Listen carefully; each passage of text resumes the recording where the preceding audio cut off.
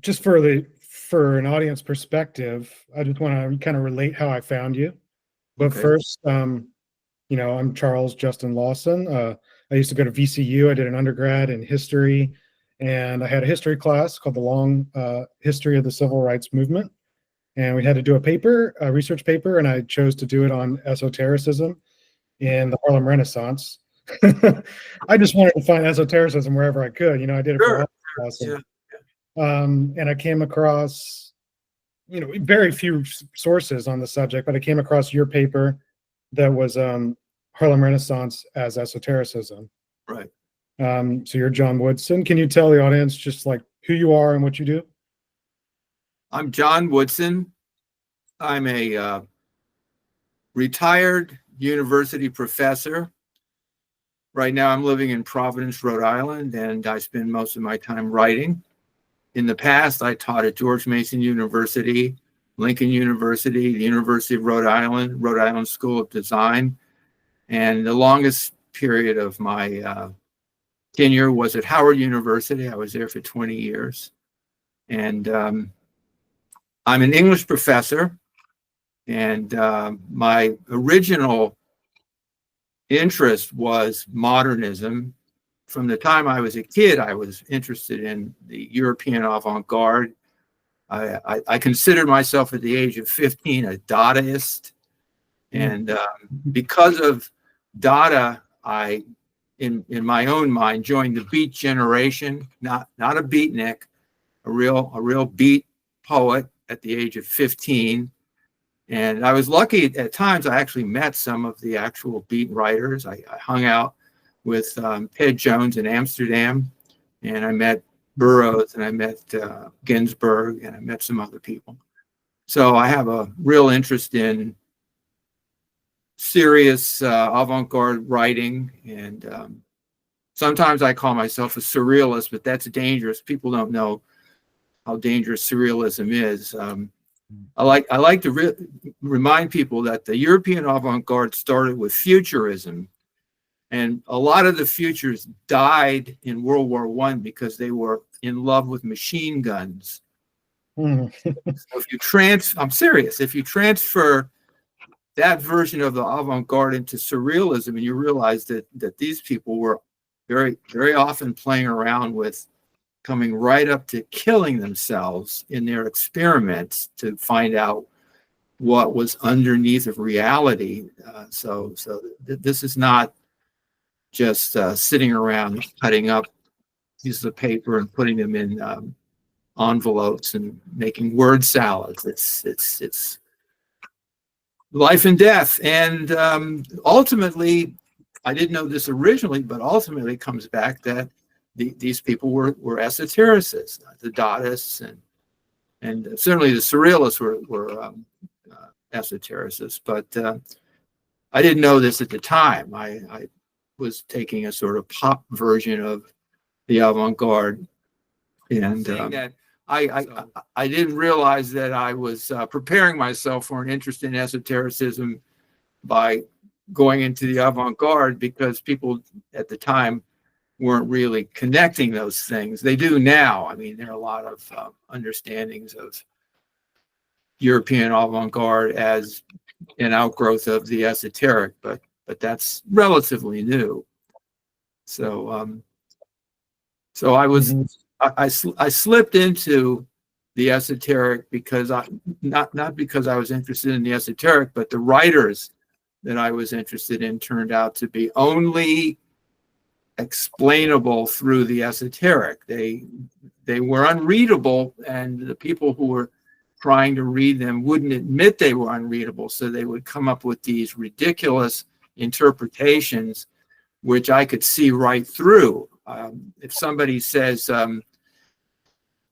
blah, blah, blah, blah, blah, oh, but here I don't know what this is. And you say, okay, look, if you don't know what that is, you don't know what it is. And if you don't know what that is, you don't know what that is either.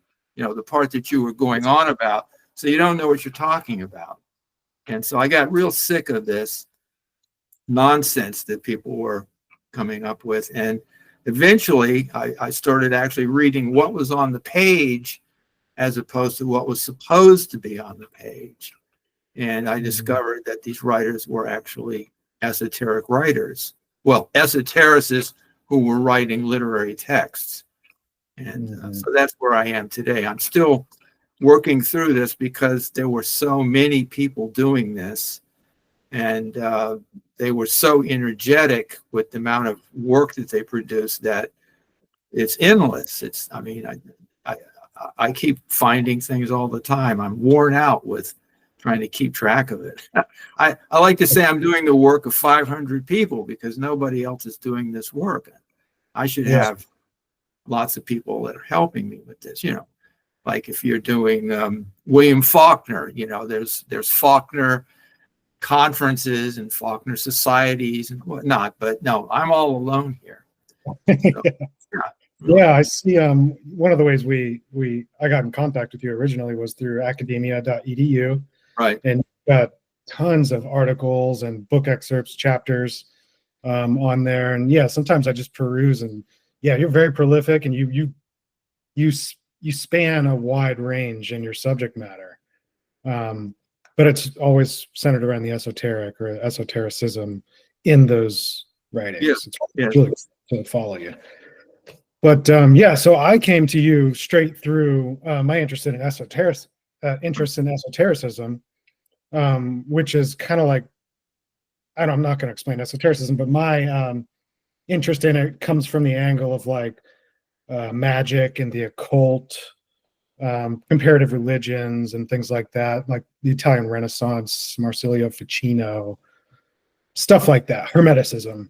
And so I don't read much fiction or literature or novels very often. It's like once a year or something like that I might do that. But you recommended your newest book, Staircase Shuffle, to me. And I'm really glad I read it. First of all, I just went straight through it in a couple of days. It was really fun to read, really easy to read, and really just draws you through the plot, and everything is really good. So, but that book, Staircase Shuffle, kind of overlaps a lot with that research paper that I wrote back in the day, like 7 years ago now. And so that's what I want to like open up with, is kind of explaining that context and then go into Staircase Shuffle a little bit. Okay. So the paper and your paper, Harlem Renaissance as Esotericism, and several other things you've written, is basically is my paper. I'm going to do it from my point of view of my paper, centers on how esotericism got injected into the Harlem Renaissance in the 20s, specifically with African American writers. And that was through a mystic who is kind of obscure today. He's on the fringes of esotericism, maybe. He doesn't get a lot of attention. In my opinion, which is Gurdjieff, George Gurdjieff, Greek Armenian mystic from Europe, or and most of his activities were in Europe, as far as I know. And then his psychological school, the Harmonious Institute of Man, I think is what he called it, and his work in like kind of self-psychology. He was a mystic, so he was all about investigating the self. And this was at a time like when the field of psychology was really, and it's still in its infancy. But Gurdjieff is this really interesting guy for sure. But he sort of imported his school of self-analysis into America, into New York City, into the Harlem Renaissance through a guy named Orage, A.R. Orage, who was the editor of the New Age magazine, and he was like just like a literary pillar in that time. So I think Gurdjieff did come to the United States once or twice, but it was really Orage who promulgated his teachings in the Harlem Renaissance. So that's what the paper is generally about, and how the Harlem Renaissance writers received that teaching that he called the work or the method, or one of his students, P.D. Ospinski, called it the fourth way. kind of like comparing it to a yogi or a monk. The fourth way is another type of school of the self. So, and the paper is really trying to get across the point that the Harlem Renaissance writers took that esoteric philosophy and promulgated it through their own writings, right? Right. So right. just up to that point, can you kind of recapitulate what I just said and put in any interesting points that you have? Sure. First of all, the Harlem Renaissance is a package deal. It has a certain kind of social meaning that people liked. I guess you could call it a social construction that was an art movement that was supposed to try to demonstrate that Black people were capable of being civilized and creating art, because art supposedly is the indication that you are civilized. And if you can't create art, then I guess basically you're an animal. So this was a sort of propagandistic movement as we understand it on the outside. And if almost any reference that you look at, that this is the explanation. These are people trying to say, hi, we're here, and we're okay. We can be entered into your society. We can function, and so on. And of course, as a student, I also inherited this whole rubric, and I'm believing this just like everyone else. But I got down a rabbit hole when I got my first teaching job in a university, because it was where Melvin Tolson had gone to school, and they had Tolson's big epic poem, Harlem Gallery, in the bookstore, big stack of them. And it's interesting because they weren't out like big sign, Melvin Tolson's book, he went here, everybody should read this, all stacked up in the back, like a storeroom. And because I don't mind my own business, I kind of looked in there and I said, what's that? And I found this big stack of books, and they were just, not on a shelf, just stacked up. And I took one down, and because I had all my life enjoyed really, really difficult texts, at the age of 15, I was addicted to Ezra Pound's cantos. So when I found a Black poet writing unreadable poetry, even though at that time I considered myself what we now call basically a hippie. I'm teaching at a university, but I'm basically a hippie and had no interest in going to get a PhD. But when I found this, I said, boy, this is really amazing. If I ever do my PhD, I'll do it on Tolson, because this is fascinating. And I couldn't read it, and nobody else ever paid any attention to it at the time. This is back in '69. He had just died 3 years previous to this. And so he was essentially non-existent. Anyway, to make a long story short, as society changed and there were affirmative action programs and there was money for fellowships and so on, I went to Brown, and indeed I started trying to do my PhD on Tolson. Now remember, like everybody else, I can't read him either. So I'm literally sitting up in a room with his book, and I'm looking out the window saying, oh, I'm totally screwed.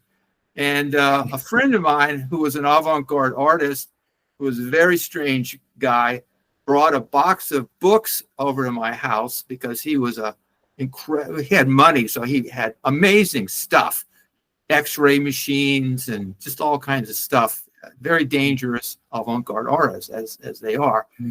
Anyway, he had the most dangerous thing he could have ever done. Well, okay, if you come over my house with an atomic bomb, that would have been worse. But in a sense, this was the atomic bomb. He says, literally, I'm quoting, here's a box of books on the occult. I've mastered this. You can have them. And he handed me this box, and I'm going like, wow, Alan, you really are like generous, but you've mastered this box of books of the occult. Okay, not going to make a comment. We'll just live with it. For sure. Yeah, I take the box upstairs, and then of course I have nothing better to do than read them, because otherwise I'd have to write my dissertation, right? So, so I read this entire box, and it's got Ouspensky's In Search of the Miraculous and books by Moni Sato. It's a wide range of things from, going back not too far, but, back into the 19th century, maybe. Obviously stuff could have gone way back, but it was enough to give me sort of a grounding. And of course, you realize that at this time, this is not what people studying literature were doing. They were, believe me, not reading libraries of the occult. So then after I finished the box, I had to get to my dissertation, or I was going to get in a lot of trouble. I had to get a job. I had a family, I had kids and stuff. So I, was going to have to, face up to reality here. So I started reading Tolson, and immediately I realized that all this stuff that I had been reading was percolating up out of the poetry. He was naming all of the alchemists, and he had all kinds of references to being coded. There was one line in Harlem Gallery: cipher, cipher, cipher. So this is not me making things up, right? He's saying, wake up, wake up. This is all in code. And then he named the code Kabbalah, which is the code that the alchemists use. And he also names Fulcanelli, who is the author of the book on the cathedrals and alchemy and everything.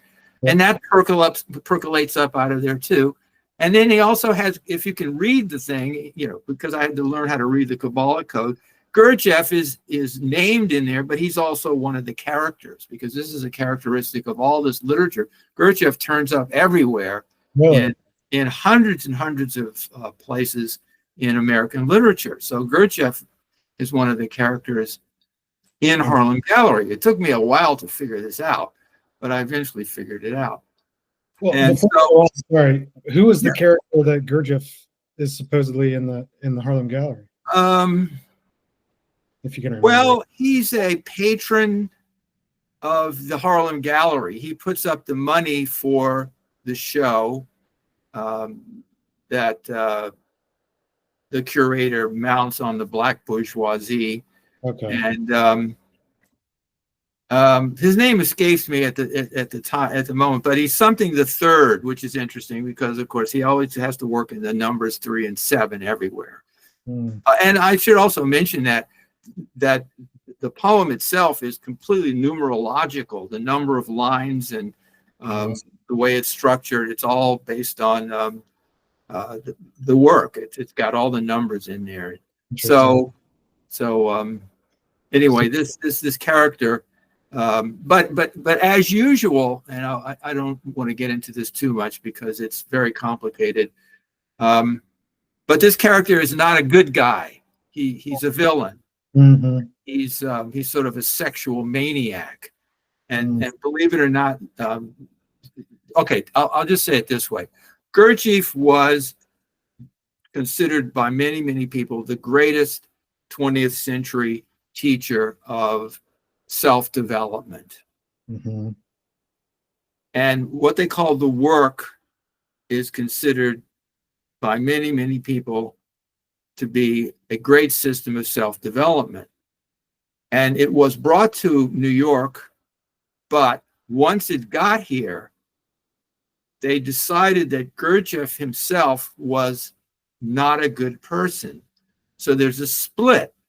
And the American school takes the work and sets it up as this perfect system of self-development. Either you follow our method and become a real person, or you're lost. But they write Gurdjieff off, except that they don't write him off. They write him into all of their work as a villain. So he turns up all over the place as a villain. Now, I'm giving a talk. Let me see if I can do this. This is probably a bad idea, but I don't know. Can you see this picture? Yeah, if you hold it up to your computer camera a little I bit. don't know exactly where. That's yeah, I can see that. Okay, this is a shot. That's Humphrey Bogart, and this is a shot from The Big Sleep. Is that Gurdjieff? And this is a character who represents Gurdjieff. He's Wow. General Sternwood, and he's not exactly a villain, but he's a bad guy in the sense that he's doing bad things. He has these daughters, and he's tracking them, and so Raymond Chandler turns out to be one of these esoteric writers, and so he has to have Gurdjieff in his work as a villain. Now, here's my favorite one. S.J. Perlman was another one of these novelists who is an esotericist follower of Gurdjieff. But he also wrote films for the Marx Brothers. He wrote Monkey Business. And here's a scene from Monkey Business where they're trimming Captain Corcoran's mustache. This is another representation of Gurdjieff, who had the same mustache. Now, you wouldn't think that the Marx Brothers are involved in esotericism or anything, and they're not, but it's just that Perlman wrote this into the movie. So you have these incredible scenes where I have one more here. I don't know if it's worth finding. Yeah, here it is. This is my favorite one. This is from Shadow of a Doubt, which was a film written by Thornton Wilder, who was another one of these novelists who's an esotericist. And this is Uncle Charlie, who's getting off of a train. Now, one of the things that Gurdjieff used to do, and he used to teach his followers, was to play roles, to disguise themselves. And there are many stories about Gurdjieff. He would dress up like a millionaire, and he would get on trains and ride around and tell everybody he was an oil man and play all kinds of head games with people. And this is one of the linchpins of his mythology, that he was this fabulously strange guy who would take on roles, and a lot of it, for some reason or other, has to do with trains. So Thornton Wilder has reversed this. The villain, Uncle Charlie, is on a train, but he's hiding because he's wanted for murders. So what he does is he disguises himself as an invalid, and he has to be carried off the train. So rather than being a big swell guy, since it's a villain, he's now demoted to being an invalid. But it's interesting because he's got Gurdjieff's cane in his hand as he's being carried off the train. Now, another thing Gurdjieff used to do was he used to apply shocks. And Uncle Charlie goes into a bank to deposit $50,000. Well, at this time, this is during the Depression, $50,000 is a fortune. So he goes into the bank to deposit this money, and then he makes a huge Gurdjieffian shock scene where he embarrasses everybody in the bank one way or the other. He insults the bank president. He insults the economy. He just goes on and on and on. It's a really weird scene, and it has no explanation. I mean, if you saw the movie, you'd say, what the hell is this guy doing? But if you come at it and you say, well, that's Gurdjieff, it's funny as hell, because this is exactly the way Gurdjieff always did everything. I mean, he was constantly going around throwing these shocks to show people that they were not really what they thought they were. And but then, of course, Uncle Charlie is also a telepath, which is another aspect of Gurdjieff's power. I mean, you say somebody's an esotericist, very often they have some kind of a power. And Gurdjieff was a hypnotist, but he also was a telepath. And he sent risque messages to people. He would go out to dinner, and he would get women very, very sexually aroused with his hypnotic telepathic power, supposedly. These are the stories that demote him to being a villain, because, you know, say, oh, you're supposed to be a high moral person, but you're manipulating people sexually through your powers. So Charlie goes into this town to hide with his remnants of his family, and he's got this beautiful niece there, and she can read his mind.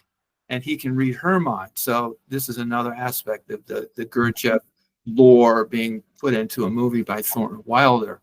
So it's interesting to see that not only do we have literally hundreds of novels where Gurdjieff is the villain, but it actually escapes into Hollywood films. And I've just tracked these down accidentally. I haven't sat. I mean, this is the thing, you know. I'm doing the work of hundreds, so I don't just sort of say, well, let's just find all the Hollywood movies where this is happening. I'm just going along, and all of a sudden I go like, wow, Thornton Wilder is one of these people. Well, I'll tell you this. I just found this out 2 weeks ago, because there's a revival of Our Town, Thornton Wilder's most famous play. But he also did this incredibly weird play called The Skin of Our Teeth. You ever seen it? No. Okay, well, sometime go on YouTube and find Skin of Our Teeth and see it. But Skin of Our Teeth has a coded title. It's really Ouspensky's name. That's all it's saying is Ouspensky. See what I'm saying? So the codes go through our culture too. Yeah. And they're constantly bombarding you with these little implications that there's something going on here, and they're just below the surface. But of course, most people they have no idea. Skin of our teeth. No one would ever say, that's the name of one of the most famous modern occultists. P.D. Ouspensky. So you never know.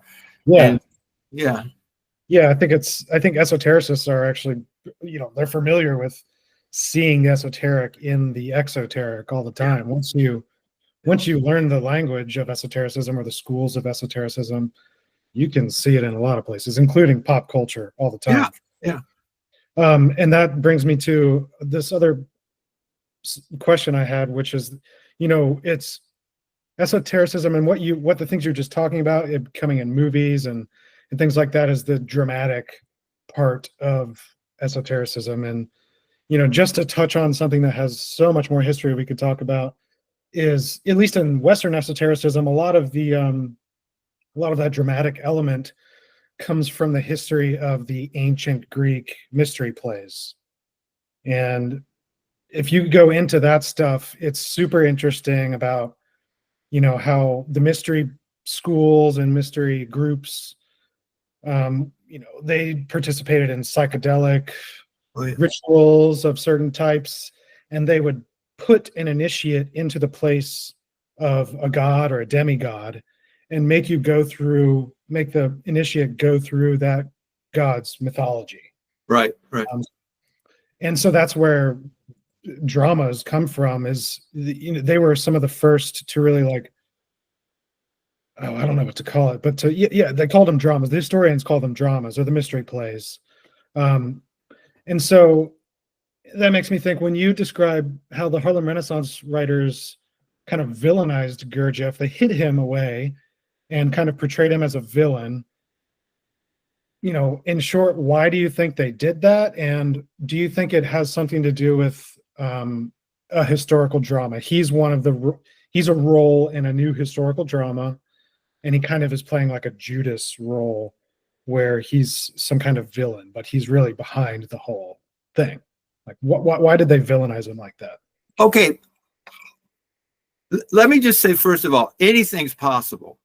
Oh, sure. Yeah. What I mean is, I can only go as far as I can go. I mean, I've stripped away a certain amount of disguise, and I'm not trying to set myself up as an authority that I know what's going on. I've gotten so far, and that's all I can say. I mean, I hope everybody will read my work and use their own minds and intelligence and imagination and see what else they can come up with. But to answer your question,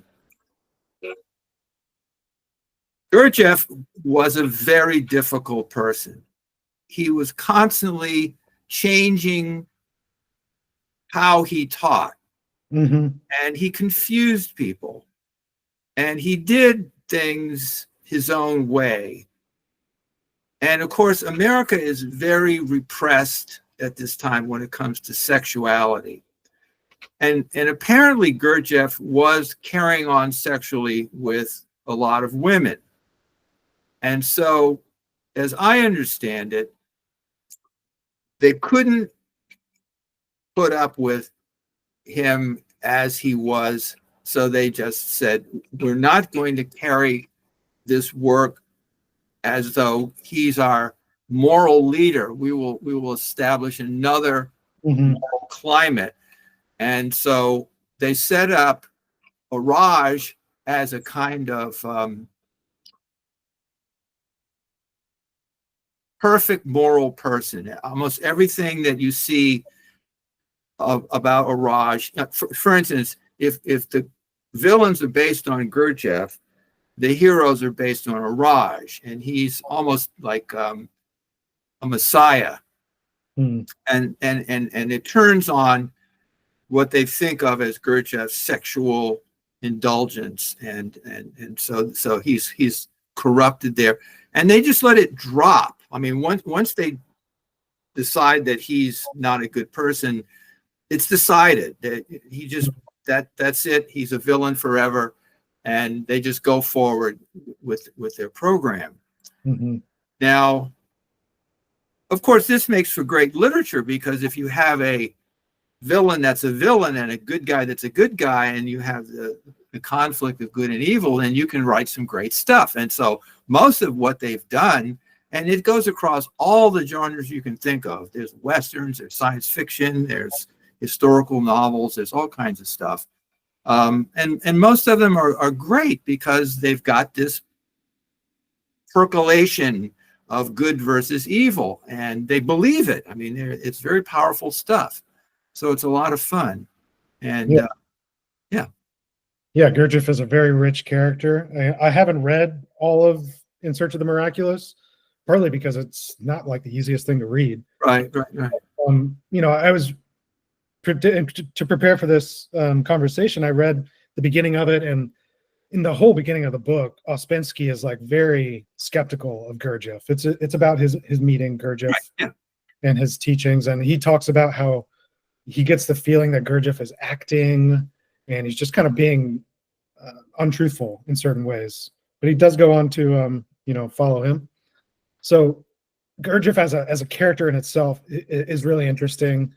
And when you're talking about his sexual proclivities or whatever, it makes me think of, at that time, mesmerism. Are you familiar with mesmerism? Yes, certainly. Yes. That was he draws on all of these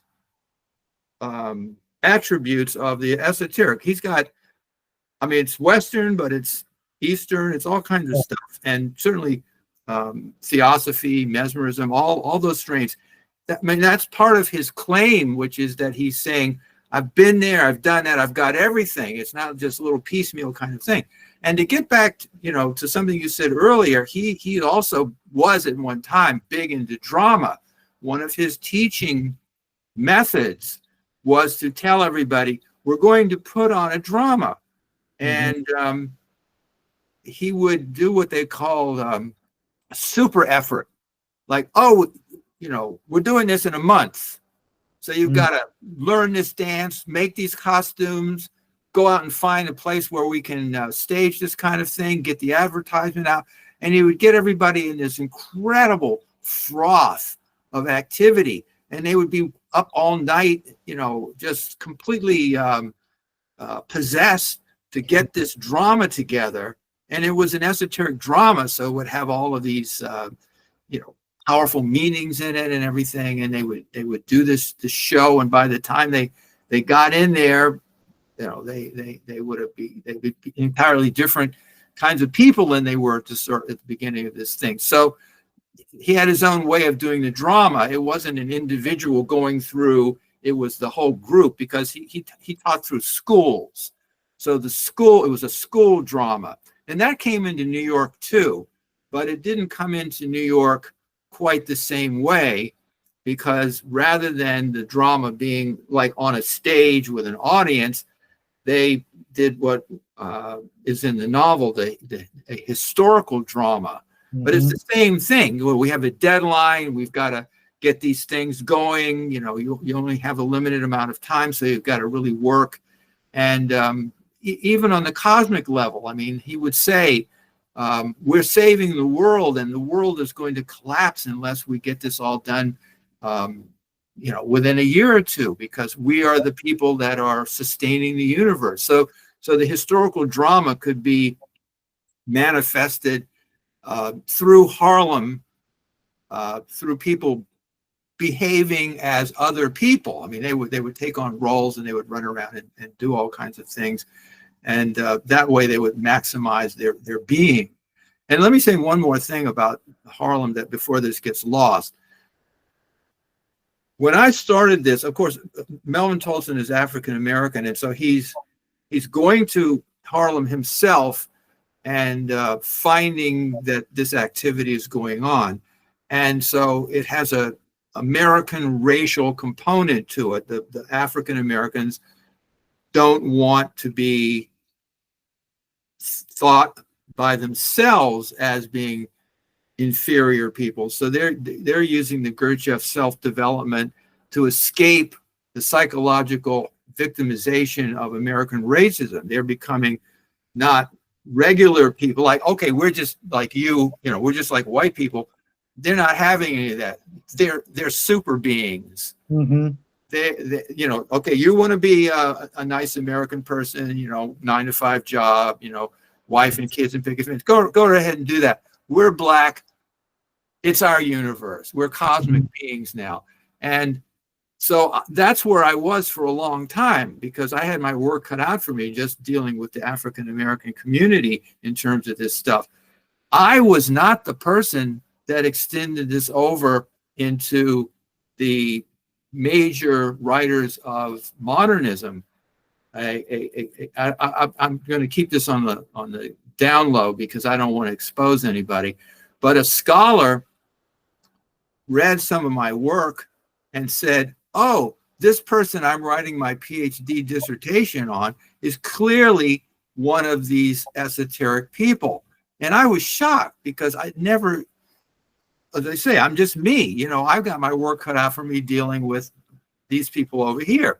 And so now all of a sudden this guy goes, here's a major white writer, and he's doing the same thing. Well, at first I couldn't believe it. And when you get into this stuff, it's invisible. So I get the book that he's writing on, and I'm reading this book, and I'm going, what's he talking about? This is not esoteric. And my point is, I'm not trying to increase the number of people that I have to deal with. That's the last thing. I try to rule people out. I don't need, and I did not need all of white writers, right? Mm-hmm. So when I first got into this book, I'm like, okay, this is silly, because I couldn't see it. And this happens all the time. I couldn't see it. And then all of a sudden I got to this one paragraph, and it was like, Shazam. And then all of a sudden the whole book jumped from one category into another, and I could see it, and I was not happy, because it's a huge thing to suddenly discover that now. And so what I did was I would say, okay, this is X. Now, who's X associated with? And I would go over to the next person that was like his roommate or his editor or whatever. And and that's what happened. I'd say, oh, it's his editor. Then I would look at all the people that the editor had edited, and it's like a tree. And I went down the tree, and I just found more and more and more and more of these people, until I finally, in one of my books, I have a whole chart of where I've got them all connected. And of course, that chart now just goes off the chart. And it's so big now. I just wish I'd never started sometimes. But it's fun. It's really interesting. Oh yeah. This subject is, man, you can go into any century of history or any culture almost and find all kinds of stuff like this if you know where to look for. And I know we've had, just you've had interesting remarks about how academia receives this kind of thing, and they are very skeptical. And it does take a very learned person to be able to read it, especially when you get into such a niche thing as the Harlem Renaissance. And, Right. Yeah, yeah, it's endlessly interesting. Yeah, so I just wanted to connect Gurdjieff a little bit to Western esoteric tradition.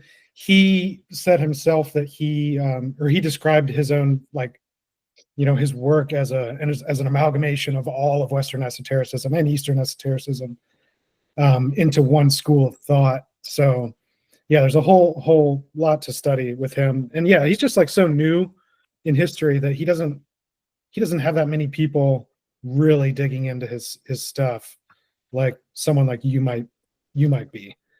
And yeah, so Well, let me say a couple of things about that. Mhm. Now, Gurdjieff, of course, is not a figure known completely widely, but he's by no means obscure. In fact, in December, I'm going to be going to Harvard to give a paper at a Gurdjieff conference, and it's being held in the School of Religious Studies at Harvard.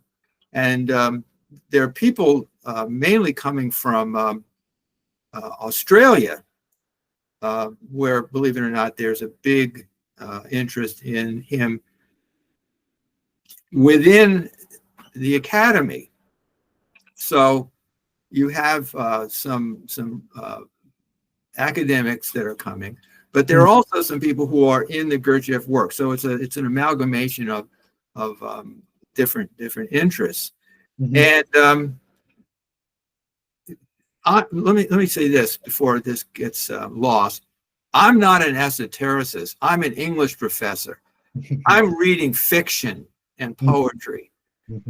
And I know esotericists because once I started doing this, I got sort of involved with people who are actually in the work. And I was, for many, many years, very, very close to Sophia Wellbeloved, who had been in the work for many, many years and had written one of the most important reference books on the Gurdjieff work. And I lost track of her. Everyone's lost track of her. We're all old now, so she's disappeared into institutional care or something in London, and may not be around anymore. So they actually, I'm sort of half kidding here, but they wanted Sophia, but they lost her too. And so they kind of said, okay, you come, and I'm basically filling in at this Harvard conference for her.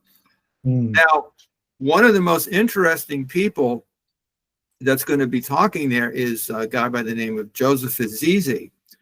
And he is a lawyer. He teaches law at the University of Sydney, but he's also a Maronite priest.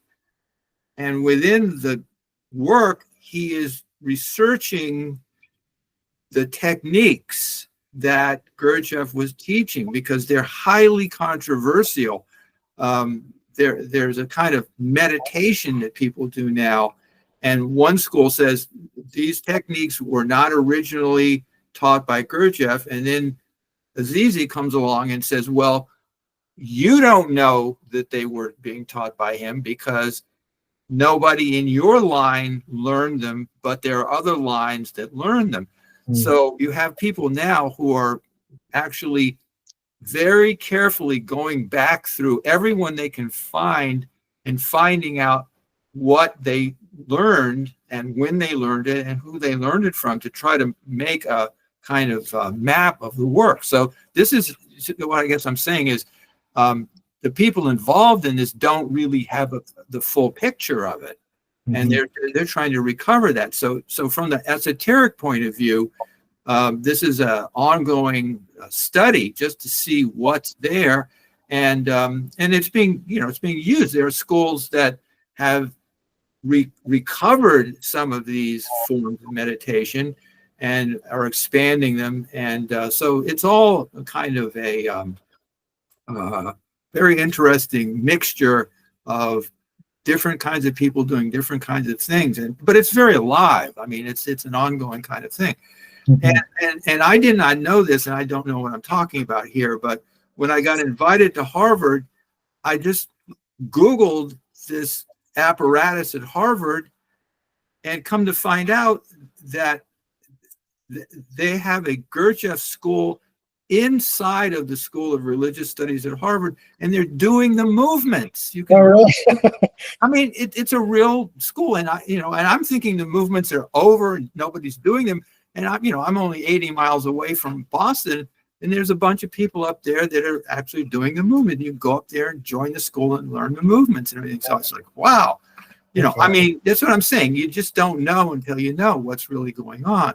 Yeah, So a lot of this stuff.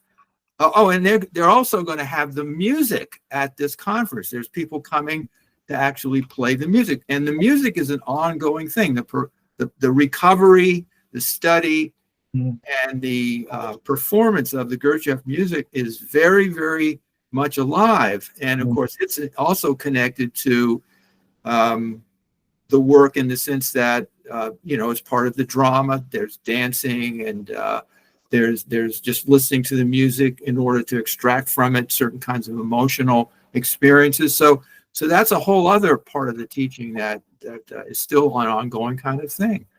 I mean, Yeah. Okay. Yeah. Yeah. I think that's a great way to describe him, is that he's still being discovered and kind of excavated out of history. For sure. I had no idea there was so much fertility involved in all of activities. So it's really much bigger than I thought, and there's a lot there because just looking at Azizi's publications, I mean, he's got much more than I've been able to get to because I'm not directly looking at the esoteric stuff, I guess is what I'm trying to say. As I said, I got my work. Okay. I'm now trying to scan novels so I can put them through a program just to find out who wrote them. Oh, really? Yeah. One guy who nobody reads anymore, Vardis Fisher, wrote 32 of these novels. Huh. And I've only read 2 of them. And I haven't scanned any of. See, they're not. Some of these things are around already in the form of a plain text. You can find them different archives, the Gutenberg Project, that kind of stuff. But a lot of this stuff is very obscure, and nobody reads it, so it's not available. And so I'm sitting right next to my scanner here, and I've just finished painting my house.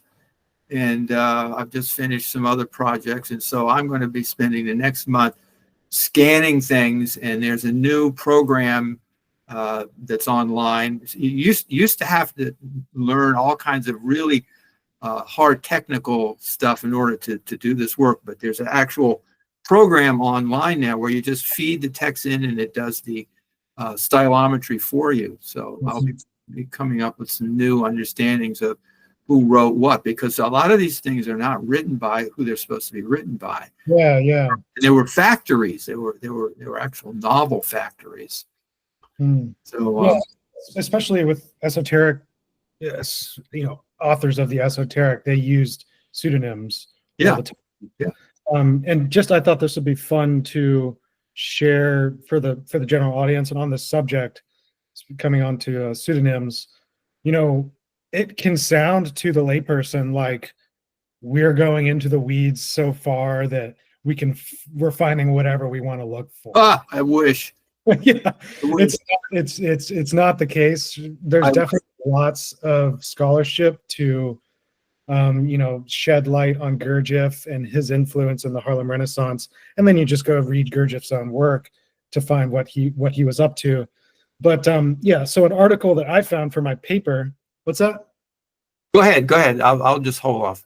Yeah. So an article I found for my paper was written by what I think is a pseudonym. It was an article in 1927 in the Afro-American by Pearl M. Fisher. Pearl M. Fisher, which I would say is a pearl fisher, someone who's fishing for pearls. Yeah. Oh, definitely. And so the article is about Gene Toomer and his own Harlem school teaching the work. And it just goes on to list several people that were involved in that group in 1927, at least. So they were Dorothy Peterson, Dorothy Harris, Vivian Ward Jones, Eric Walrond, Franklin Nichols, Charles Johnson, and E. Franklin Frazier. The article says that the chosen few were discoursed on the subconscious state and how to remove inhibition and complexes. And another historian adds more to this list in similar groups. That's Nella Larson, Harold Jackman, Vivian Stoner, Wallace Thurman, Arna Bontemps, and Aaron Douglas. These are all very influential people, right, in the Harlem Renaissance. And yeah, so this little article I found describing this esoteric subject and this school of esotericism was pretty obviously using a pseudonym, Pearl M. Fisher. These people are fishing for pearls. They're trying to find a diamond in the rough. Yeah. This is what esotericism is all about. Right. I'm waving this book around because this is cracking me up. On Facebook, a poet puts up this cover, "Come Home Early Child" by Owen Dodson. Mm-hmm. And I had never read this book, and I'm very interested in Owen Dodson. I've written on his poetry, and I didn't know that he'd written another novel, but I had never really paid that much attention to it. So they were going to have, it's in the future. In February, they're going to have an online discussion of Owen Dodson, who I don't know why. They didn't say why, and I'm going to get around to find out, why are we suddenly reviving Owen Dodson? I don't know. But I sent away for this book. I've only had it a week. And what I'm saying here is, like we're in the weeds, we're just finding anything we want. So I read this book, and I got most of the way through it not seeing anything, and I'm happy. I'm thinking, wow, he just wrote a regular old novel, and isn't that fun? Because I don't need more work. Mm-hmm. Now, the hero of this book is named Coin, C-O-I-N, Coin Foreman. Coin Foreman. And I read the whole book, and I was sitting there thinking, what is Coin Foreman? What are we going into here? And I got so frustrated that I kept just basically like a mantra for a whole day. And finally I decided, well, maybe it's that Greek word for the Bible, koine, where you've got the Greek Bible that's translated from the Hebrew.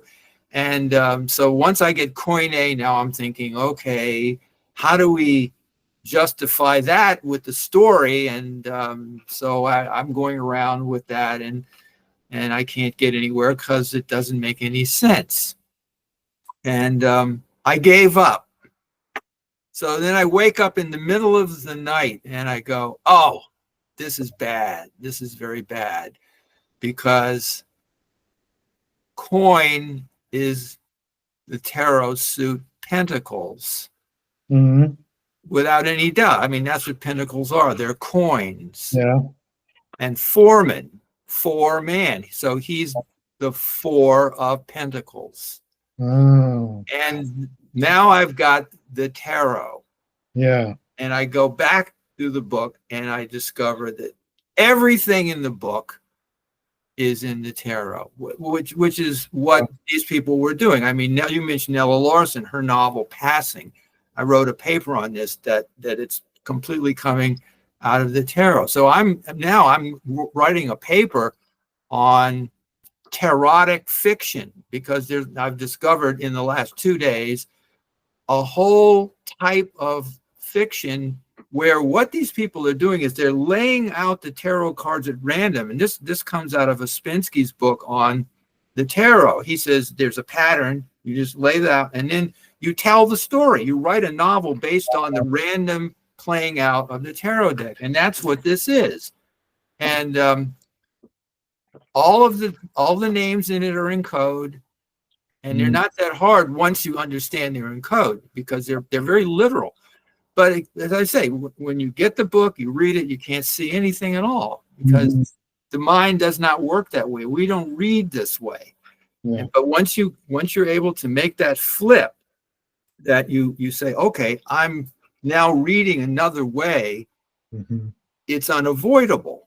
But as I say, I'm trying to rule things out. I do not need Owen Dodson to have written another novel. Now, here's the thing: what's really going on in here? I don't know what's going on, because there's information, and I don't have the information yet. So I have to go back. One of the reasons I'm scanning it is because then I can search, and also I will make a concordance. And I can see. So one of the things I'm going to do is, once I have the concordance, all the words in the novel alphabetized and numbered, I can go back and I can find the entire tarot. So for instance, it starts out, the book opens with a church burning down, and big description of the tower of the church falling down. So there's the fall of the towers from the tarot. So you've got tower. So you go through the concordance and you can check out, star, tower, temperance, everything is going to be right there, so you can work it out. But there's this incredible scene where these guys are in the Navy, they're on a ship, and they have a fight in the library. And it starts out conventionally. One guy punches the other guy in the face and knocks him down. But he gets up and he takes Webster's dictionary and he hits the other guy in the head with it. And then they have a fight for a long time, throwing books at each other. And I suddenly realized that the titles of the books that are being thrown and where they're hitting somehow is information. So I've got to go back and work out what is going on. Wow. And it will probably be something that I will not have any suspicion of. I mean, it's information, I mean, I learned through another novel that a very prominent character who's supposed to be an alcoholic was a fake alcoholic. You see, Carl Van Vechten is known to have been an outrageous alcoholic. But I read a book by one of these writers, and he says, oh, by the way, Carl Van Vechten is a fake alcoholic. Weird. That's what I'm saying. That was his disguise. They're playing games on a level that we know nothing about. Yeah, so interesting. And that's where, okay, so now I think we should kind of orient ourselves towards the Staircase Shuffle. Yeah, great. I don't want to pick it apart too much. No, there's too many things to give away in there. And I don't know what you want to talk about, honestly. That's whatever. We'll go through the conversation naturally. But I think a way into the book will be, for the audience, that we can cover what did Gurdjieff teach his followers, and how did they put it into their writing specifically? Because we're talking about esotericism, not exoteric messages, but esoteric messages. So, before I get into that, really, honestly, I just want to know, because you're talking about, this is something that just occurred to me recently, Gurdjieff's movements. I haven't read much about that. I know he's into dancing and the symbology of dancing, of course, that comes from Armenia, his ethnic traditions and stuff like that. He called them movements, and it just makes me think of this stupid show that I saw somewhat recently. I mean, it's a couple years old now, called the OA. Oh, yeah. Are you familiar? Yeah, she's supposed to be a Gurdjieffian. Okay, so we found that out 2 days ago. Imagination. We're not just seeing what we want. No. I've got to go back and see it again, because I knew there was something going on there, but they're saying that this person literally is into the work. Yeah. So somehow or other, this is incorporated in there. And the show sounds exactly like what we've been talking about almost. She starts a school, the main character starts a little school to teach other people these movements that have a kind of supernatural metaphysical power. Right. So cool. We'll just leave that there unless you have anything else to add. But okay, so Gurdjieff taught his followers kind of how to transmit esoteric data through their writings. And well, let's go back to the beginning. Because we've left out the most important thing that has to be said if we're going to make sense out of any of this. Gurdjieff is not flattering anybody. What he's teaching you one thing: you're not awake. You're not really what you think you are. You're a robot. Now, you do not tell people they're robots and make them happy. Right. I once was responsible for organizing a lecture for a guy by the name of William Rose, who was a mystic, lived in West Virginia. And I did not make up this poster, but the poster that we put all over Baltimore at the time, "Are you a robot?" And hundreds of people came to this lecture. We didn't think anybody would come. We filled this auditorium at George Mason, at Towson State University. It's not, okay, that's what it was called back then. And they were all angry. They were all there. They came to hear Rose lecture because they were insulted. You can't say we're robots. So this really gets under people's skin. Yeah. And so he starts out saying, "You're not awake." And then he goes through a description of your habits. And it doesn't take much to get people to understand that they are creatures of habits and that they are not awake. Everyone has had the experience of getting in the car and driving and arriving at some place that they weren't supposed to go to. Like, you're supposed to go to the airport to pick up your uncle, and you drive to work. And you're at work, and it's Saturday, and you're supposed to be at the airport, and you don't know how you got there. You go like, "Oh my God, I drove 50 minutes to work, and I'm late, and I'm all screwed up. So I'm a robot." So that's the starting place. To wake up, you use something called self-observation without identification. And so this is what happens in my novel. This character comes to Harlem to live there while he's going to Columbia, which is right next door to Harlem. And all he wants to do is get his master's degree so that his dean will get off his back and his wife will have a little bit more money so she can stop complaining because they have too many children. And he's got a desperate problem. He's got to find these people that he wants to write about, because he's decided to write about real people, and he's only got a limited amount of time to meet all these people because he's only in New York for that year. He can't come back.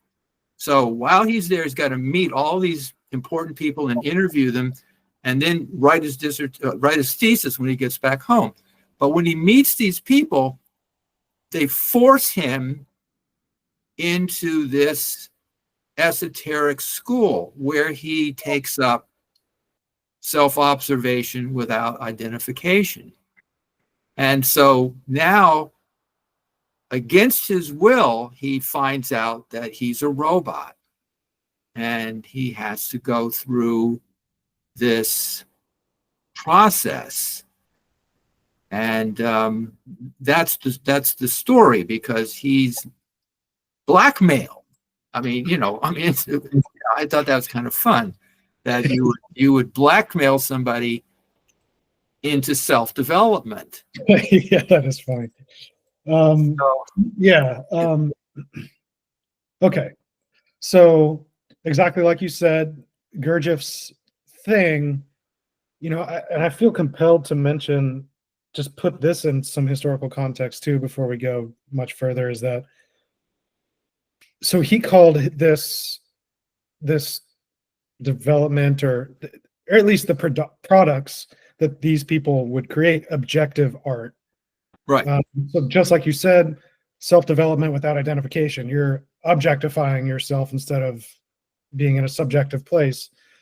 But historically, coming from Russia, it makes me think of the sort of Soviet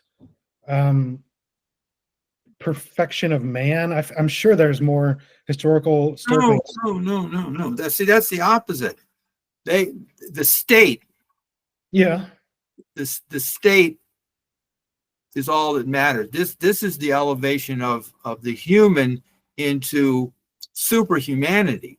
yeah, So this is very rare. I mean, you do not find yeah. the idea that we are going to complete ourselves. Usually what's happening is somebody comes with, I'm the king, I'm already complete, I haven't done anything. I can't do any. I mean, I didn't understand royalty until I saw some movie where Louis XIV is at the dinner table, and at the dinner table, he sits on a commode, has a bowel movement, and then a servant comes over and wipes his bottom. Okay, yeah. Okay, so that's my understanding of what it means to be a human being, in real society. Only one person's a human being, everybody else is literally wiping his bottom. So now basically we're saying, no, everybody's Louis XIV.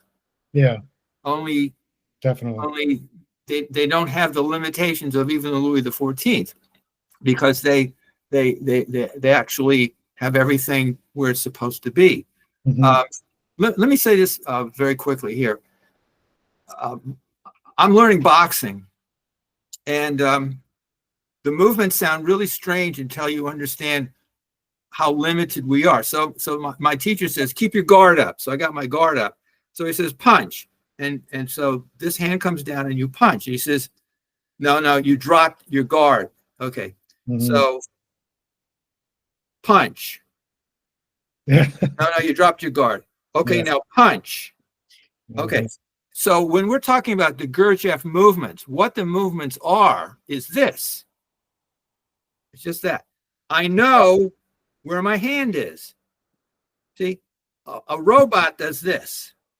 A human being can now say, I know where my hand is. Now the problem is, where are your feet? So now you are going like this and you're stepping, because all the movements are basically it's the same as boxing. You are knowing what to do and when to do it, and you are aware of it. And while you are moving, you are also thinking certain things and feeling certain things and experiencing the people around you. So as you do the movements, you become more and more aware of mind, body, and emotions. And once you can go through the entire dance properly, moving, feeling, and thinking, the movements have brought you to a state that you would not otherwise have achieved. And you need the school to do this. See? So this is a very interesting thing, because, as I say, we don't know where our hands are in our normal life.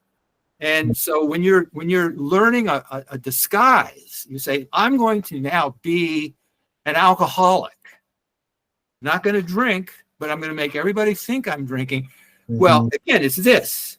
You can't be an alcoholic unless you're keeping your guard up and you know where your hands and your feet and everything are. So it's very real. It's very practical. And anybody who is a normal person, if you go out and you try to figure out where your body is and what you're thinking and control yourself, then you'll realize what a mess you are. And as I say, Gurdjieff is telling you, it's not pretty. We don't want, we live in a illusion. And so this is a rare thing to have that kind of connection. So that's what esotericism is. Esotericism is doing something you're not supposed to do, because people are not supposed to be perfect. They're supposed to be useless. So they go to the store and spend all their money on stuff they don't need and bring it home and can't find any place to put it. Yeah, for sure. I understand all that. Absolutely. I guess my line of thinking was, I guess it was just kind of in the zeitgeist at that time to identify, delineate between subconscious actions and conscious actions, and remove certain limitations, like you said. And it just makes me think of, lots of different groups were doing this type of Superman, finding the Superman inside every person, or the Ubermensch.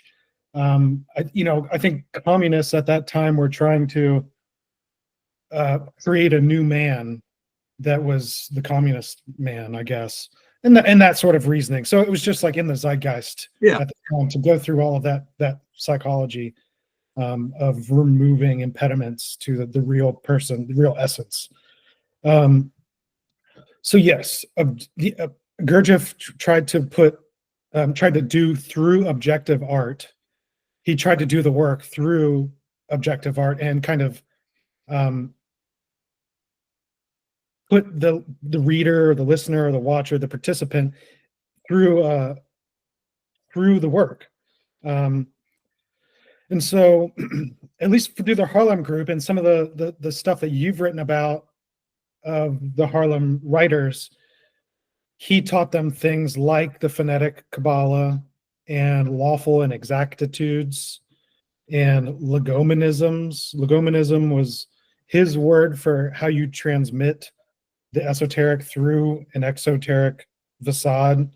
Phonetic Kabbalah was literally a way of writing that would reveal a message. Well, wait a minute. So concealing it? No, wait a minute. See, this is another big problem that we've got. Gurdjieff was writing, but he was not teaching writing, and he did not even really mean that, yeah. want his people to write. So this is a Raj. Everything you say is true, but it happens on this side of the Atlantic with a Raj. Let's see. And so they're breaking down the objective art into something that people can do, as opposed to Gurdjieff. I mean, to this day, people don't really know what his objective works are. I mean, there's another line of research among the people that are very serious about being in the work and so on, is to try to decide, okay, his main book is Beelzebub's Tales, 1,000-page science fiction novel. A lot of controversy among all the different people in the work as to where the code is and what the code is and how to read it and all kinds of things. And you can go online and you can find so many different takes on what this thing is. In America, it's got very simple. That's why there's so much stuff, because they just made up rules. In my first book, To Make a New Race, I actually line out 17 attributes of these objective works, although I call them pseudo-objective because there's another controversy. Unless you're enlightened, unless you have cosmic consciousness, supposedly you can't produce objective work. So they're sort of pretending to do objective work. So this novel I just held up, Come Home Early Child, I would call that pseudo-objective because it has all this weird stuff in it, but it's sort of ascertainable, as opposed to Gurdjieff's things where you just really don't know what you're reading. I mean, they're great things to read. Well, they're not great to read. They're unreadable. But I mean, if you like me, like unreadable things, they're great. But obviously, I'm writing pulp fiction. It's readable, and they're writing pulp fiction. It's readable, but it has this material in it that, depending on what it is, can give you some insight, or maybe not. Maybe they're just playing, other weird games. Like I say, like, okay, he's not really an alcoholic. I mean, nobody needs to know that. But they put in what they want to do. By the way, have you ever come across the Illuminati books by Robert Anton Wilson? You know that stuff? Oh, I know Robert Anton Wilson. I haven't read those books, but okay. Well, see, that was everybody's introduction to Robert Anton Wilson. He wrote a trilogy called the Illuminatus, and they were really, really popular back in the 70s. They've kind of become obscure now, but they're worth a look. They're I haven't gone back and read them, but I have them in my head. And so in a sense, they're kind of the big influence on this Staircase Shuffle, because the idea that you would write a fun, popular page turner where you were getting into all of this kind of stuff. You know, I mean, I sort of got that in the back of my head, but I didn't dare go back and read them because that would ruin me. I wouldn't be able to to do anything. You know, I mean, you got to be careful of getting yourself too intimidated. Yeah, yeah. You know, when Yeah. I was reading the Staircase Shuffle, you know, I found, you know, what I thought were some lawful inexactitudes and, you know, some little Easter eggs, but I didn't want to dig into that because it would ruin the entertainment of the novel. So Well, I have to say that probably I wrote this really fast. There may be a few errors in there, and you know, I'm so old that when you go to the library, it didn't matter what the book was. It had a little piece of paper it said errata, and it had all of the mistakes that were in the book. And that was just an inescapable part of publishing. People knew that there were going to be mistakes, and the book would have a little errata sheet in it, and you would just say, oh, that's, you know, page 33, that's the wrong word or whatever. And that's what I'm going to do, because I can't take time to go back and republish this. So what I'm going to do is I'm going to just put out an errata sheet. I think there's 12 little things. My son found them. I didn't find them because I don't have time for that. But he's a very careful reader, and so he told me that. And I'm saying that because I don't want people to think that I'm doing this. I'm not. fair enough. I've got 2 pieces by Tolson in there that are pseudo esoteric, and they do have the code, and he's playing all the games, and I break that down so you can see, because I consider this book a primer. You know, what I'm saying is, if you actually read this book, you'll be able to read this book. You know, this is a teaching book that will open up the world of American pseudo esoteric material to you, which is a lot of fun. Since a lot of important people, Raymond Chandler, William Faulkner, all kinds of people are writing these books. So now you can access what's in there, you know. And if nothing else, I mean, I like to just think of them as like a step up from a crossword puzzle. They're puzzles. Yeah. And you know, you get out your tarot card and figure out, you know, what's going on. You know, I mean, it can be fun on a lot of different levels. You know? Oh, for sure. Yeah. Okay. So, all right. Point taken. But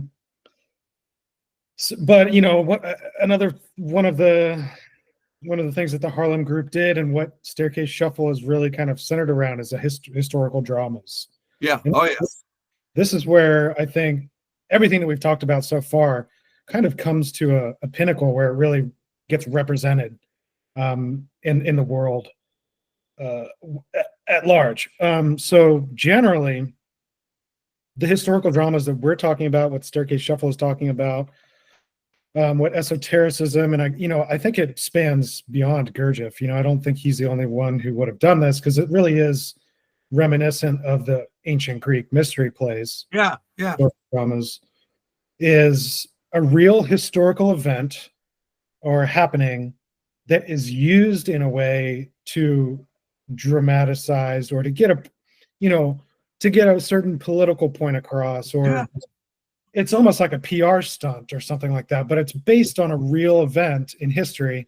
And one of the ones that I think is fair to talk about is the myth of Jesus, the Jesus myth. Sure. And we don't have to go into detail there, but you know, lots of scholars have pondered if the Jesus myth is really just a myth of morality, and and it's put into a historical text just to bring the moral point to life, to reality. And I think we can all kind of get along, like kind of understand it in that way. But when we start to try to identify historical dramas in the modern time, it's harder to do partly because we're a part of it and we're seeing it happen, and we're like, oh, this has to be what it seems. This is obviously it's happening right in front of me. Right. And it's hard for us to like swallow the pill that it might be a sort of historical drama. And these events are real, but they are, from a public cultural standpoint, a media standpoint, they're manipulated in a certain way to get a certain point across. Right. Maybe to move history forward in a certain way, I'd say. Yeah. So that's what the Staircase Shuffle is kind of centered around, and specifically the Scottsboro Nine, the Scottsboro Boys, is a little bit is the subject, is the historical drama in the Staircase Shuffle. But I guess you've already kind of detailed the general plot or some of the main plot points. Enough of it anyway. We don't want to, for sure. Yeah. But after reading it, it makes me wonder how much of it is real, how much of it is based on historical fact, and how much of it is historical fiction. That's it's built from beginning to end with real historical characters, with their real names. They're not pseudonyms. And they're doing all kinds of stuff that, ranges from involving the NAACP and the Communist Party, and how they use the media to create a politics of politeness, or whatever that was historians call that, around the Scottsboro Nine. And all the people that were involved in the Harlem Renaissance are in this book. So that's my question basically, is how much of this is really based on historical fact, and how much is your own. Being an English major and being at my age, I have absorbed certain things that made me the person that I am. One of them was Catch-22, the novel by Joseph Heller. Mm-hmm. And another big one was E.L. Doctorow's Ragtime. Now, Ragtime is very much like the Staircase Shuffle in that it's a historical novel. It's got people in it that are real people, and many of the events are traceable. You can look up on Wikipedia or whatnot, if you read Ragtime, and find that, okay, that happened. But the major characters there are fictional. Mother, daddy, the brother, whatever, that he runs along creating these characters, and he sticks them in to real events. I'm not doing exactly that because I'm mainly dealing with real people, but some of the characters are fictional, and because you have to tell a story, and there's no story there. I mean, I do not know what happened to Tolson when he got to New York. Nobody knows. He has two accounts that he puts that he publishes that I put in the novel, and of course they tell you nothing real. Mm-hmm. Even when I try to extract what's real, it's not detailed. So I laid it over events that did happen there, and I just stuck him into these events. So it's a kind of variation on what Doctorow does in Ragtime. I mean, I'm pretty sure that the kinds of intrigues that I have in there, just to keep the thing moving, Tolson was not involved in. But at the same time, I don't know if you saw this movie that they made about Tolson, The Great Debaters. I just saw it the other day. Recently, it's been a long time since I'd seen it. I'd forgotten. Denzel Washington stars in it. I mean, this is a big movie. This is not some amateur kind of thing. A lot of money, very very well made movie. Great story. Even in this movie, they have they're debates, but the schools that the debates were between is fictionalized, so that even though you've got some real stuff, you're messing around with fictionalizing it. But in this movie, you've got Tolson organizing farm workers out in Texas, and there's gunplay and stuff. So I wasn't being completely out of the historical context when I've got him running around being kind of a hard core guy, you know, hard-boiled. I'm calling him a hard-boiled poet. He was a hard-boiled poet. And what I'm doing right now is I'm working myself up to writing a second book where we get into the next attempt to do a new Messiah. And he gets even more hard-boiled because he's up against more danger. And, but so this is not what I guess what I'm trying to say is it's important to realize that he's not an armchair guy. Yeah. That he really is a wheeler dealer. And in the movie you can see that he's quite a guy. You know, he's on the level of Marlowe and you know, all those detective stories. But as I say, but he's a poet, so you know, don't cross him, don't get in his way. So that's kind of fun because you know it's kind of a new. I mean, I don't know. There's nothing particularly interesting to me about a detective who's most of these guys, these hard-boiled detectives, they're pretty. You know, they get beat up. They suffer, they're miserable, they have bad lifestyles. I mean, they're not attractive people. So, I mean, that's part of the fun. So I think, you know, sticking a poet in there, it's a little more interesting in a way. He's got some different problems, but he's got some better characteristics. He's not quite the jerk that a detective might be. He's going to stand up for himself a little bit more, I think, you know, he's going to be a little bit smarter about the kind of, you know, well, that's what happens in the Staircase Shuffle. I think when he gets into trouble, I think he handles it pretty well. Yeah.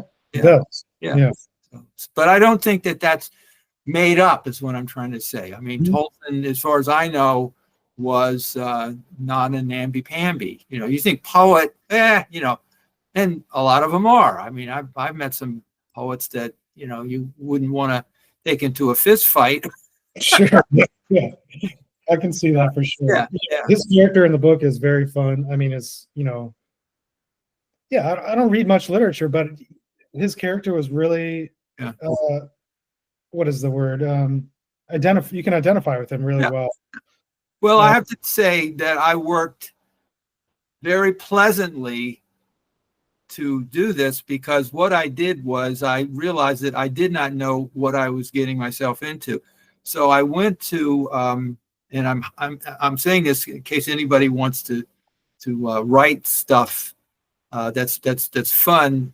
It's all online on YouTube. There are all these people telling you how to write this stuff, and they know what they're talking about. And I took copious notes, and I learned. It took me about a month, but I went through all of the people that tell you how to write thrillers, and I learned a lot, and I just applied it. So it wasn't like I didn't, you know how to do this. I figured out, how to do it.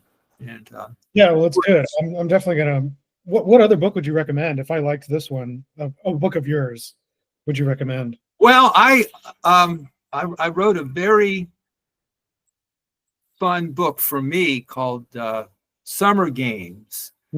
And it's a historical novel too, but it's a little bit harder going. What you have to do with Summer Games is you have to just don't give yourself an excuse to stop reading. Because what people do is they go, oh my God, I'm not going to read this book. Don't do that. Just if there's something that bothers you or you don't understand, don't worry about it, because it's not really doing what it seems to be doing. It's not messing with you like you're dumb, you can't read, I'm somebody, literally, I was in a medical situation, and somebody, a nurse, got me talking, and she went, and while I was lying there on this table, she went out. I had to be there for an hour, just like, staring off in the distance. She came back and she said, I got the sample of your book and it's got these hard words on the first page. And I go like, lady, what are you doing to me? They're just words, I mean, come on, give me a break. But this is a true story. In 1932, my uncle and 3 of his college friends drove from Washington, D.C. to Los Angeles to attend the Olympic Games. Now, they made this movie, The Green Book, which is set way beyond that. It's like the 50s. And you can see from that movie that Black people can't drive across the country. There's no place to stay. It's really dangerous. This is 1932. They're lynching people. So these guys, this is a true story. They disguised themselves as Ethiopian princes. And they got a brand new car and they dressed up as Ethiopian princes and they drove across the country. And this oral story had come down to me, and I thought, I got to write a story about this. So that's Summer Games. Oh, okay. And I won't ruin it because there's stuff in there that, it's like, what the hell is this? But, I mean, I've had people tell me that, this ought to be a movie. It ought to be a movie. I mean, it's, they say that as praise. It's a novel. It doesn't need to be anything. But it would be a great movie. It would be. So, so that's good. A lot of fun. And there's some esoteric stuff in there too. But it's my esoteric stuff. I mean, I'm not trying to sell Gurdjieff or anything like that. It's coming from, a totally different place. It's not on the par with Staircase Shuffle. Okay. Yeah, I'll check that out for sure. Yeah. So the story is about Melvin Poulsen coming to Harlem, trying to find Harlem Renaissance writers, and in the process, they totally recruit him, right, for a historical drama, or his part in a historical drama, and he goes through the work, his own groups with C. Daley King, right, was a real historical figure. Yeah, I didn't read much about him. He must have been teaching like the Eurasian method or the Eurasian version, right? He actually published a book that's just like Ouspensky's In Search of the Miraculous, called the Eurasian version. Right. And I quote from it. It has the historical drama outlined in that book, and I put it right in the Staircase Shuffle because I didn't want people to miss that this is a real thing. These people are actually trying to do this thing. Have you ever read any C. Daley King? No, I remember trying to read the He's a mystery writer. Oh, okay. Yeah. And it's not true. They credit him with this inventing the closed room drama. Closed room. It's a form of mystery where everybody's like locked in a room or in a house or a submarine or whatever. It's not true. He did not invent it, but he gets credit. I mean, if you go through like there's a encyclopedia of detective fiction or something, so C. Daley King is in there, and he's this great guy, and he invented the closed room thing. He didn't. That's not true. But he did publish several mysteries, and I don't like them. Okay. But I mean, really, I'm not a big fan of mysteries anyway, but these are some of the worst mysteries I've ever read. But they're all filled with all of these Ouspensky and all these other people. They're in disguise. So he's doing the same thing as everybody else. He's got to try to do this esoteric kind of stuff. And I mean, I read him just because, I had to, I couldn't go forward without knowing what C. Daley King had done. But he is considered an important mystery writer on his own without anybody knowing, what he's really doing in there. Yeah. And it'd be worth it to just read one just to have read it. He has this book, The Worst Title in the World. It's a word no one's ever seen before. Obealists.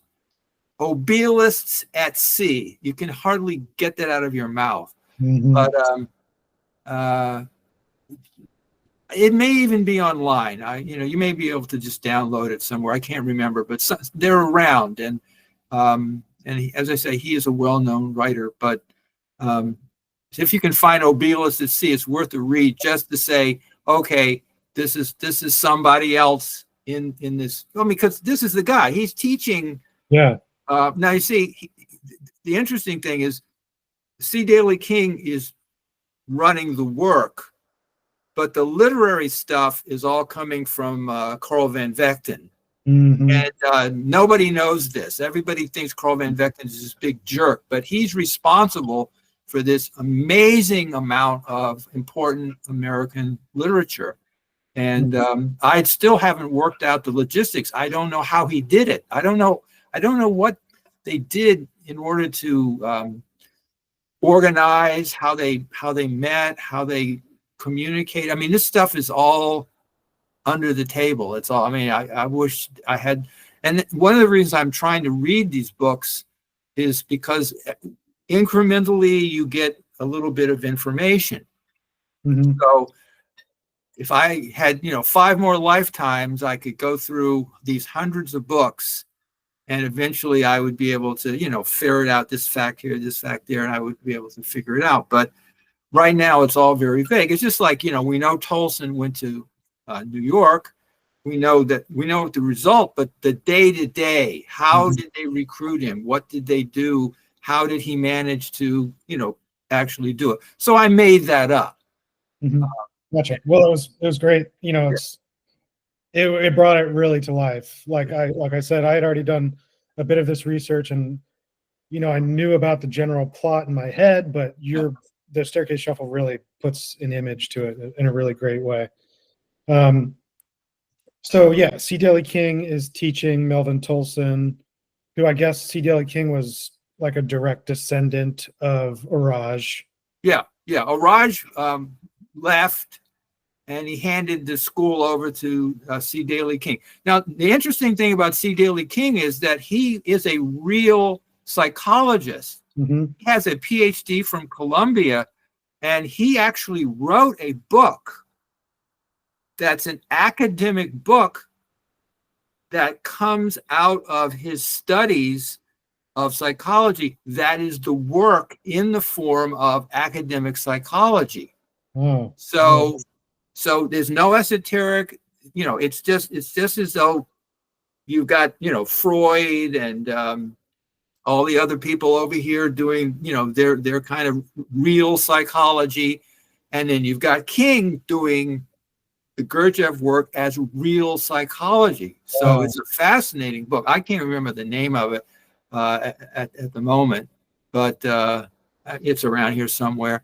But it's easy to find, but that's a really fascinating thing, that he felt that as a trained psychologist, he ought to just offer the because Gurdjieff, while he's everything else, he's also a psychologist.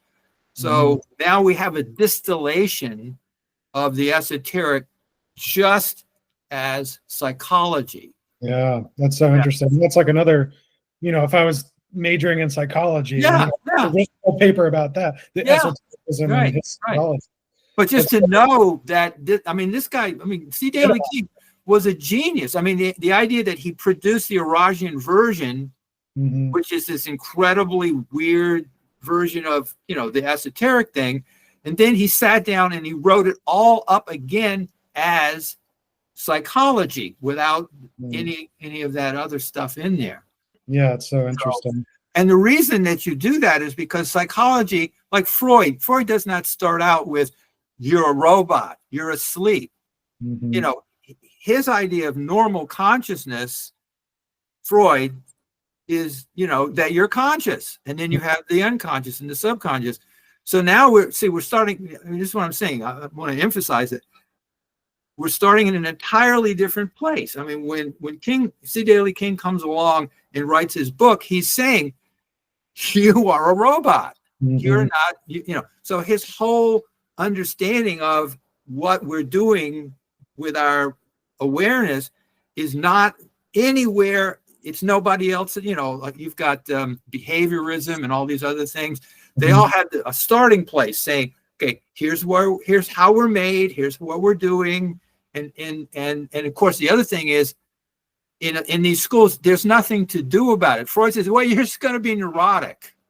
Yeah. And behaviorism says, well, you're just like a wind-up toy, I'm brushing my teeth. Oh, I'm going to bed. Oh, I'm eating a sandwich, But C. Daley King writes a psychology in which he, at the end of it, says, but you can wake up and you can be man number 4 when you wake up a little bit, but you can go be man number 5 and you can be man number 6 and you can be man number 7. So his psychology is, think of Maslow and the hierarchy, you're down here just alive, but there's, you can self-actualize. So we do have that, except that he doesn't tell you how to do it. Maslow does. Maslow basically says, what are you going to do? Like collect stamps or do a lot of push-ups or, go to the opera, right? So C. Daley King is giving you the esoteric in the form of a non-esoteric psychology. Now it's pretty sneaky. You think I never really thought about it, though. How sneaky that is. So that would be a book to really check out, because here's the esoteric snuck into Western psychology. Yeah, I wonder. It's still so new in the span of history, so it's hard for scholars to start, researching things that recent. But I wonder if there is, other esotericists that have caught on to that and are studying it and linking him to the Western esoteric tradition. It'd be fun. Another fun little research project. Yeah. Oh, it's endless. There's so many things, tendrils and tentacles and whatnot. You start going, and man, I'm telling you, it's amazing. So as a way to kind of wrap this up, I think the historical drama part is particularly interesting because that exposes everyone to an esoteric current, whether they kind of realize it or not. So I don't want to give away the Staircase Shuffle, but it is about the Scottsboro 9 or the Scottsboro Boys, and how the NAACP and Communist Party and the Harlem Writers, I guess, kind of molded that into a historical drama. But so I'll leave that there. But when I started corresponding with you, you were throwing out some other ideas about some historical dramas that might be happening, which are also things that I have kind of come across, just historical facts that I've come across and thought, oh, that's interesting. So some of those are obviously, like, if we're just talking about historical dramas, the Jesus myth is obviously has a ton of impact on the world, and it's very theatrical. There's all kinds of esotericism associated with it. And then the Scottsboro 9, I won't go into too much detail. Really, there's not many details to go into, but later historical dramas that are in line with the Scottsboro 9 are like Rosa Parks and Martin Luther King. Right. So, yeah, can you just kind of speculate about Rosa Parks and Martin Luther King in the context of historical drama?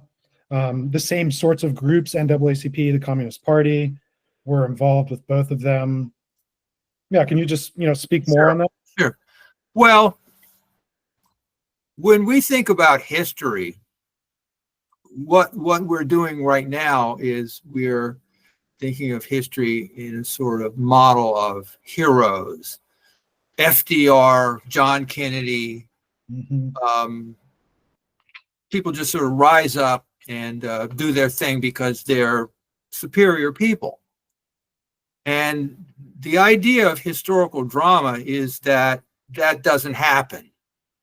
That it's impossible because we're robots, and we don't do this. We don't rise up as heroes.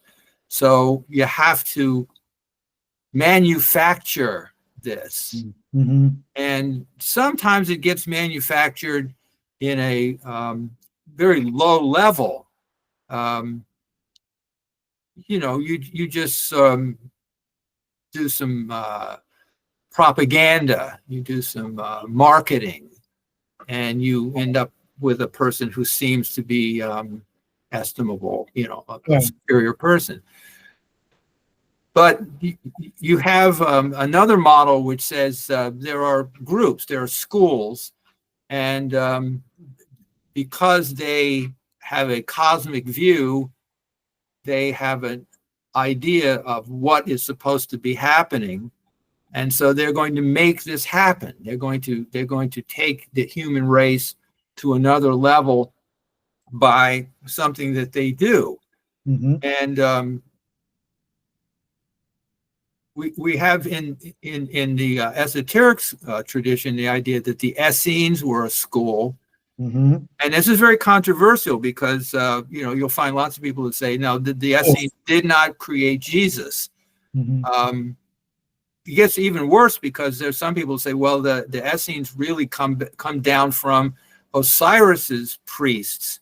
So you can take the historical drama all the way back to ancient Egypt. So you go thousands of years back, depending on who you're listening to.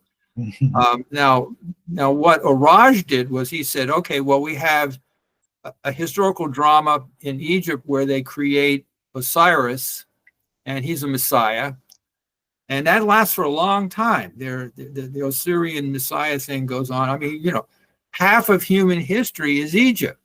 We have 6,000 years of history. 3,000 years is Egypt. So Osiris, 3,000 years. That's a hell of a long time to sustain a Messiah. Mm-hmm. Now there's different evocations of Osiris. He doesn't stay the same, and so you can go down through Egyptian history and see modifications of Osiris, but he's there in different forms, and it continues. It finally peters out, and so now supposedly the Essenes come along and they say, look, we need a new moral period, a new uplift, so they create Jesus. Mm-hmm. And that peters out supposedly. So now in modern times, you get a school that believes that it's got the same material. I mean, they're saying, well, we know what they knew in Egypt. We know what they knew at the time of the Essenes, because we're on the inside. We've got the Hermetic tradition that gives us this material, and we have the ability to create this drama, and we know where we're going. So that's the other thing. You have to know what you want. You have to know where you're going. Mm-hmm. So now we have a modern school that's trying to do a modern drama that's going to bring all of humanity up to a higher level. I mean, the idea being that before Osiris, people did not have a good relationship with each other, and Jesus comes along and says, love one another and so on. But Mm-hmm. one of the most interesting things about Gurdjieff's work is it says everything turns over. I mean, they spell this out. They show the mechanical, mathematical model of how everything flips. So if you start out saying one thing, through time it flips, and you reverse yourself. And this is what they're saying happened to Christianity. It's now the support of warmongering states. You can be a Christian and be running around with an AR-15 saying, I know who's got to die around here. Yeah. So that's the reversal of Christianity. So that's what I mean by petering out. So now we just want to do it all over again. We got to have another teacher who's going to tell everybody, okay, this is what we're going to do. And you act it out in historical terms so that people will pay attention. Now they'll have a model, they'll have a leader. And I'm not going to get into the specifics of Rosa Parks or King or whatnot, but the idea is that these are artificial creations that this school attempts to formulate. And in the novel Staircase Shuffle, this particular school's first attempt to do this. Now, I don't want to say this, but I'm going to say it anyway. The Nazis were also another historical drama intervention into history. using the esoteric. So it's not and what I'm saying is, you said, okay, what are you talking about? Well, we've seen what happens to world history when one of these things gets loose. Because if you go back into what's going on with the Nazis and their interest in the occult, they're clearly creating a historical drama. They're using the same materials, going back into history and finding all of these primordial kinds of gods and symbols, and they're running around the world collecting this stuff, and they create this whole apparatus where they're going to do a certain thing with humanity. Now, we don't like what they did. We don't see it as moral uplift. I mean, it's their own version of it, but it's real, and you don't have to go very far before you run into a documentary or a book or somebody who's saying, okay, they were into the occult, they were doing this thing, and well, they may not use the word historical drama.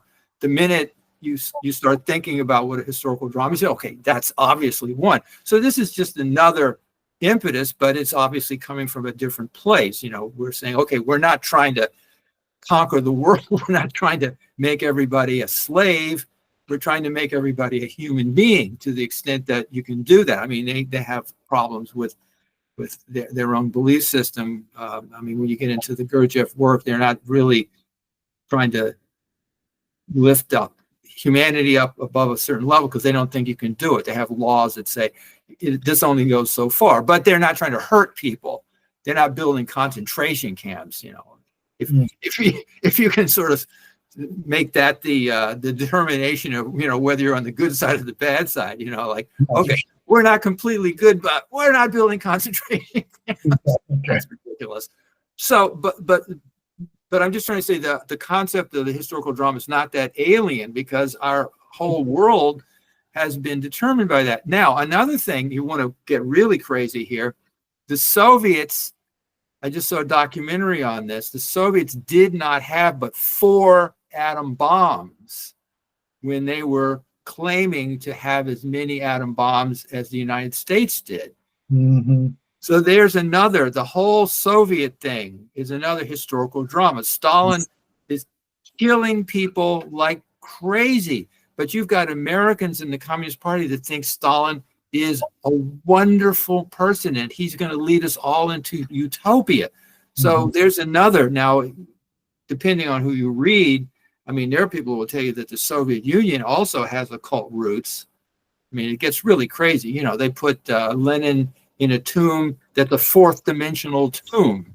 He's on display in a 4th dimensional tomb. So there's some pretty interesting, stuff going on there from esotericism, and I don't want to emphasize that, but I'm just saying there's another historical drama where you're pretending to be doing something that you're not doing, and it takes what is it, Khrushchev, who comes out and says, hey, that guy Stalin was really a bad guy and all these terrible things were happening, and then later on we find out after the Cuban Missile Crisis and everything that the Soviet Union really was a paper tiger. So we're experiencing historical dramas all the time on different levels. And since we're particularly interested in the esoteric, we're not thinking so much about the Soviet Union as maybe the Nazis, because they're just not that interesting. I mean, they're just basically lying. But it's a drama. Yeah. And it's history, and it's real. I mean, it almost got us all killed. With their being so confrontational when they basically didn't need to be they could have just said, okay, we're just weak. We're nothing. We'll just sit back here and grow wheat and shut the hell up. No, we got to be a world power. We're outproducing. So that's the drama. It's a form of insanity. Yeah. I think it's easy for people who are paying attention. I think it's easy to see history as a drama.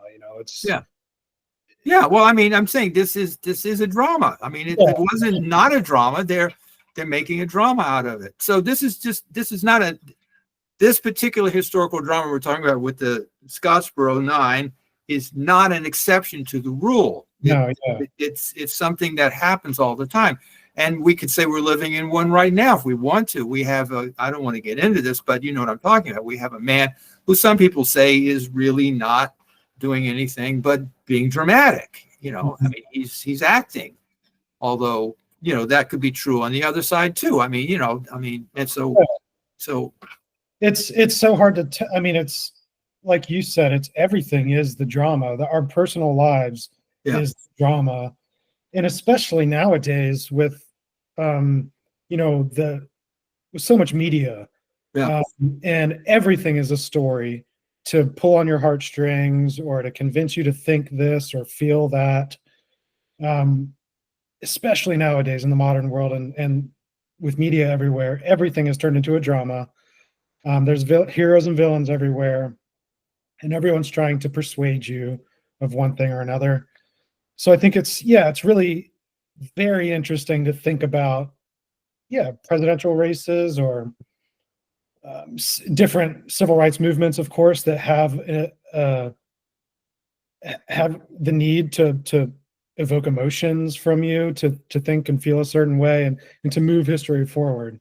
Well, it's interesting that you said that, because I did not really know this myself, but I saw something the other day, speaking of the civil rights movement, where there's this very famous episode where they sent children in to be hosed down by the police. For the cameras, right? For the cameras, because but I mean, it was caught on film, but but they got so desperate because they were losing their way. I mean, the civil rights movement was being back paged. It was losing its impetus in terms of, you know, people aren't paying that much attention. So they literally threw children into the fray and let them be martyred, essentially. You don't get much more dramatic than that. And I mean, to this day, people are still saying, like, how could you do that? But the people who did it said, we didn't have any choice. What, did you want to not have a civil rights movement? Right. Did you want it to all just be like hell forever? So somebody had to pay the cost. So, you know, there's your drama. You know, I mean, it's real life, it's real pain, but at the same time, it's artificial.